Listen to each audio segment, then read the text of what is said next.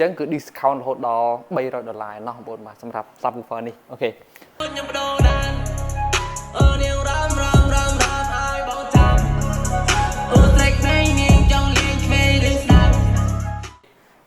សួរអ្នកនរគ្នាបាទស្វាគមន៍មកកាន់ Nano Sound Olympic វីដេអូនេះគឺខ្ញុំចង់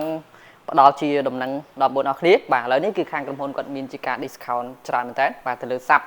woofer 5 ទឹកបាទរបស់ PX 818 XLS W បងប្អូនបាទអូខេអញ្ចឹងបើសិនបងប្អូនមានដូចជា PX1 នៅក្នុងដៃស្រេចបងប្អូនចង់លេងខ្លាំងជាងមុនបាទគឺបងប្អូនអាចថែម sub នេះបានជាទូទៅយើងលេងជាមួយ PX1 ឬមួយក៏ប្រភេទបើសិនភ័ណ្ឌសោះបងប្អូនអាចមាន Eon 700 series Eon 600 series អីចឹងណាបងចង់លេងខ្លាំងជាងមុនបងអាចមើល sub woofer នេះបានដែល